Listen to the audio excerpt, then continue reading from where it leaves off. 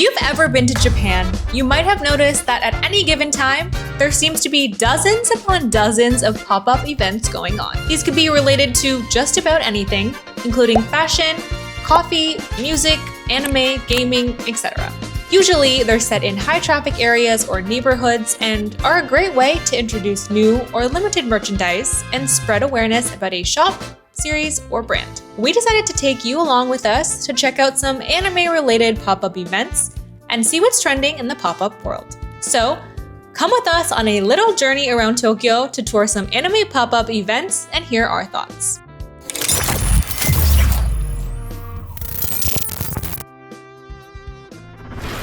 To celebrate Blue Archive's 4.5th anniversary, they were holding a special pop-up event in Akihabara. Let's take a look at what was featured. At the pop-up, they had a lot of goods on sale featuring original illustrations of the characters, including acrylic stands, tapestries, badges, stickers, and more. Along with this, they also had tons of exciting figure prototypes on display, plus a look at upcoming colored scales from Good Smile and Max Factory. And we got to see some upcoming Nendoroids and Figmas, as well as plushies and apparel too.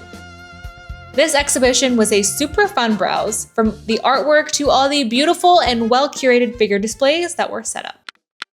Held in both Tokyo and Osaka, the limited-time Persona pop-up cafe at Amo Cafe is a collab that features Persona 5 the Royal and Persona 5 the Phantom X. Lucky for us, we managed to snag a reservation for the Tokyo location in Ikebukuro. First off, the place was decked out in themed posters, imagery, and decor of characters from both games.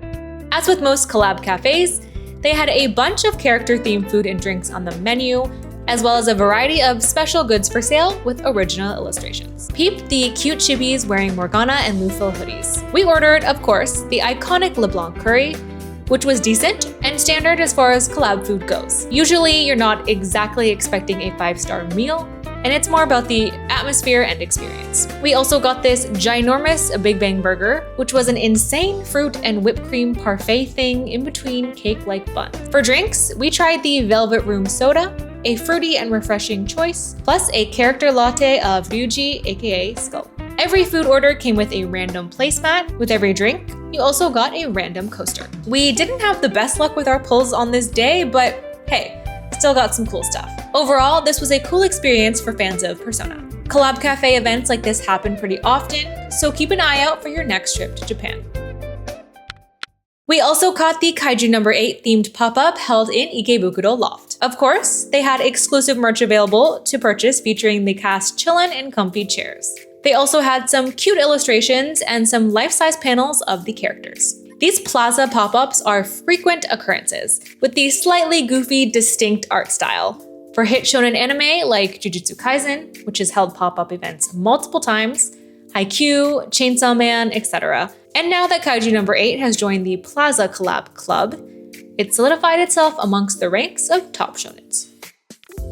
Back over in Akiba, we went to check out the Panty and Stocking pop-up museum event. They were selling goods like t-shirts, acrylic stands, clear files, and more, and were holding a raffle with special prizes. Of course, they also had displays to showcase original artwork of the characters with an American diner theme. If you're a fan of the series, you'll know that music is a huge and important part of the show. So it's no surprise that the original OST vinyl, which is super iconic, was available for purchase. With the resurgence of the anime going on, with season 2 currently airing, there's been tons of Panty and Stocking hype. With this, many events have been popping up and going around in Tokyo recently. Make sure to check out some of them if you're around, including some fun themed nights at nightclubs.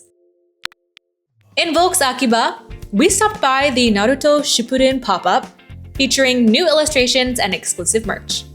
With every 3,000 yen spent, they were also giving out a random special postcard. This pop-up was pretty small, but it's always fun to see the new artwork and different themed merch that gets whipped up with each event.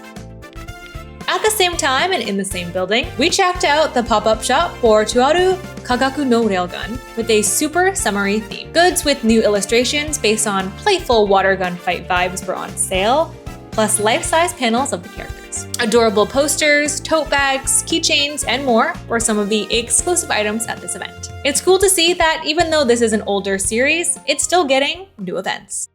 Heading to Shibuya, In the Tsutaya building, we visited the IP Shoten area, where they had a limited goods event centered around Data Live. As part of a collab between IP Bookstore and Design Coco called Axe Grit, merch of Toka, Kurumi, and Mutsumi featuring original illustrations were on sale. They also had a bunch of figures on display of the characters, which was fun to see in person. Also going on in this Axe Grit space, we got a look at some HoloLive displays like figures, including some amazing life-size models. Also in this space, a Street Fighter 6 event with some stunning visuals was being held. Posters, badges, t-shirts, and more with these illustrations were there, perfect for any Street Fighter enthusiast. And in the same art style, nearby we saw Nikkei merch and artwork, if the gacha game world is more your vibe.